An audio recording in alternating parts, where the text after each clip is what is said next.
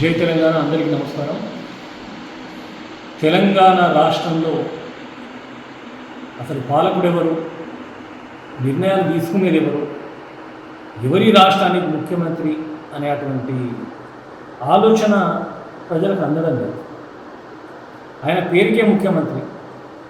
ఆయనను కదిలిస్తే బాక పట్టుకుని వదిలినట్టే కూర్తామన్నాడు తప్పితే ఆయన మాటలకు విలువ లేదు, ఆయన చేతులకు అందడంటే విలువ. ఆయన చేతిలో ఈరోజు రాష్ట్ర పాలన అంటే ఒక నవ్వుల పాలన ఉంది. ఆయన నాయకుడు ఎవరో తెలియదు, ఆయనకు చిత్తశుద్ధి ఉందా, అనుభవం ఉందా, ఏమైనా ఉందా అంటే ఏదీ లేనటువంటి పరిస్థితి. ఎందుకంటే రాష్ట్ర వ్యాప్తంగా ఉన్న జిల్లాల్లో ప్రతి జిల్లా కలెక్టర్ ముందు ధర్నాలు నిరంతరం కొనసాగుతూ ఉన్నాయి. 10 ఏళ్ళుగా ఇది లేకపోయింది, ఇప్పుడు కొత్తగా స్టార్ట్ అయింది. రుణమాఫీ అనే పేరుతోటి రైతు బంధు ఎగవేత కార్యక్రమం పెట్టుకున్నాడు. రుణమాఫీ ఆ రోజు చేస్తానన్న రోజు 2 లక్షలు తెచ్చుకోండి, 2 లక్షలు తెచ్చుకోండి, నేను చేస్తా అని చెప్పేసి సాటింపు వేసినటువంటి ముఖ్యమంత్రి, ఈరోజున్న ముఖ్యమంత్రి రేవంత్ రెడ్డి దానికి అలా 100 కొర్రీలు పెట్టి దాడేసే ప్రయత్నం చేస్తూ ఉన్నారు.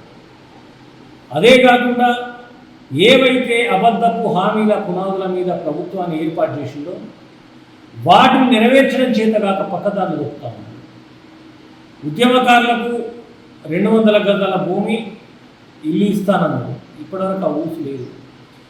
ఇంటింటికి మహిళలకు 2500 రూపాయలు ఇస్తానన్నాడు, అది ఊసు లేదు. కళ్యాణలక్ష్మి తులం బంగారం అది లేదు. పెన్షన్లు పెంచుతా, రైతు బంధు పెంచుతా, ఇవన్నీ గుంటి సాకులు అన్నీ చెప్పింది తప్పితే ఏ ఒక్కటి ఈరోజు అమల్లోకి రావట్లేదు. అంటే ఈ చేతగాని దద్దమ్మ చేతిలో రాష్ట్రం అధోగతి పాలవుతుంది అనేది నిజం. ప్రాజెక్టుల మీద ఏదో కొండన్నవి ఎలుకను పట్టే ప్రయత్నం చేస్తూనే ఉన్నాడు ఇప్పటి వరకు. కేసీఆర్ గారిని ఏదో బదనాం చేసి చూపెడితే నాకు మంచి పేరు వస్తుంది అని. ఎప్పుడు కూడా ఒక చరిత్రలో నిలిచిపోయే వ్యక్తి పేరును పాడు చేస్తానని చెప్పేసి ప్రయత్నం కొనసాగినప్పుడు నువ్వు చరిత్రహీనుడు అవుతావు తప్ప చరిత్రలో నిలిచిపోయే కేసీఆర్ గారు ఎప్పుడు కూడా చెడు వ్యక్తి కాలేడు, నీతో అవ్వదని. ఇది గొప్ప నాయకుడు కేసీఆర్ గారు అనేది ప్రపంచవ్యాప్తంగా తెలిసినటువంటి మాట. నువ్వు ఒక ఓటుకున్నోడు దొంగవు, నీకు పాలించడం చేత కాదు అనేది కూడా ఇలా జగమెరిగిన సత్యం. దాన్ని కప్పిపుచ్చుకోవడానికి నువ్వు ఆడుతున్నటువంటి ఆటలు ప్రజలందరూ గమనిస్తూ ఉన్నారు. ప్రతి వర్గం ప్రతి రంగం ఇవాళ దెబ్బతిని ఎతలాకుతలం అవుతూ ఉన్నది నీ చేతగారి పాలనలో. ఒకవైపు దేశంలో బీజేపీ అధికారంలో ఉంది, రాష్ట్రంలో కాంగ్రెస్ ఉంది. ఈ 2 పార్టీలకు రాష్ట్ర ప్రయోజనాలు కాంగ్రెస్కు పట్టింపు లేవు. దేశంలో భూభాగమైన తెలంగాణ రాష్ట్రం మంచి చెడులు భారతీయ జనతా పార్టీకి పట్టింపు లేవు. ఏదైనా మంచి జరిగింది, మేలు జరిగింది, ఒక చక్కటి ఆలోచన విధానం చేసిన నాయకత్వం ఏదైనా ఉందంటే కేసీఆర్ గారి నాయకత్వం మాత్రమే. ఇలా సిగ్గు లేకుండా మాట్లాడుతూ ఉన్నారు. కేసీఆర్ చేసిన అప్పులకు మేము వడ్డీలు కడతా ఉన్నాం. సిగ్గులేని దద్దమ్మ కేసీఆర్ అప్పులు ఇంతకు చేసుకోలేదు. రాష్ట్రానికి వస్తున్న ఆదాయం ఎంత, రాష్ట్రానికి సమకూరిన వనరులు ఎంత, రాష్ట్రంలో పెరిగినటువంటి ఆస్తులు ఎంత, ఇలా మనం చేసినటువంటి అప్పులు ఎంత. అప్పులు ఇలా గత ప్రభుత్వం మాకు కేసీఆర్ గారికి హ్యాండ్ చేసినప్పుడు కూడా అప్పులు ఉన్నాయి. ఇది యథేచ్ఛగా కొనసాగేటువంటి పరిస్థితి. ఇలా కొత్తగా ఏదో కేసీఆర్ గారు చేస్తేనే అప్పులు అవ్వలేదు. కేసీఆర్ గారు అప్పులు చేయడం కాదు, ఆ అప్పులకు 4 రేట్లు ఆశ్రమంలో పెంచింది. దాని గురించి మాట్లాడాలి. కేసీఆర్ గారి ఆనవాళ్ళు లేకుండా చేయాలని చెప్పేసి విశ్వ ప్రయత్నం చేస్తున్న ఈ దద్దమ్మలకు, ఈ చేతగాని కాంగ్రెస్ పార్టీ నాయకులు నేను ఒకటే చెప్తా ఉన్నా సూటిగా, నిజంగా మీకు చిత్తశుద్ధి ఉంటే, నిజంగా మీరు కేసీఆర్ ఆనవాళ్ళు లేకుండా చేయాలనుకుంటే ఇవాళ రాష్ట్రానికి తెచ్చిన నాయకుడే కేసీఆర్ గారు. ఈ రాష్ట్రంలో మొట్టమొదటి ముఖ్యమంత్రి కేసీఆర్ గారు. మరి మీరెందుకు కూర్చుంటున్నారు దద్దమ్మలు? వెళ్ళిపోండి, చక్కగా మాకు చేతనైతే మేము పాలించలేము, మా వల్ల కీడే తప్ప మేలు కాదని చెప్పేసి ఒప్పుకొని ముక్కుపోయి పక్కన జరగండి.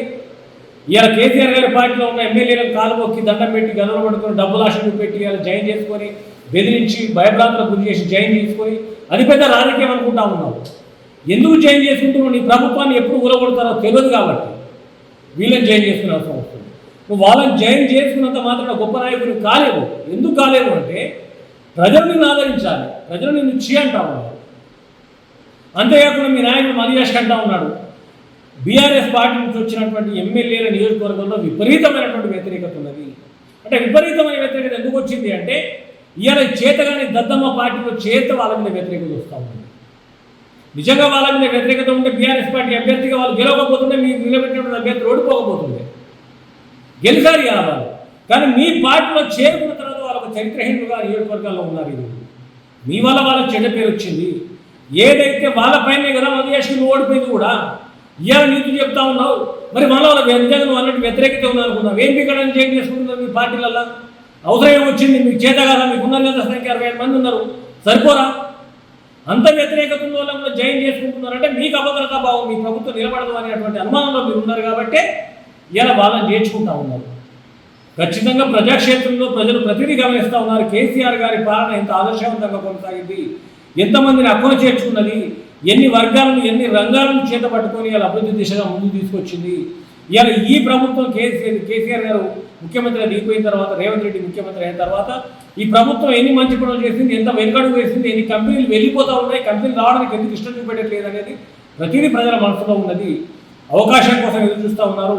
ఆ అవకాశం వచ్చిన రోజు ఖచ్చితంగా నేను 3 సార్లు నీళ్లు తాగించి ముప్పు తిప్పలు పెట్టి మెడలు పెట్టి బయటకు వచ్చే రోజు కూడా దగ్గరికి వస్తుందని చెప్పేసి హెచ్చరిస్తూ ఉన్నాను.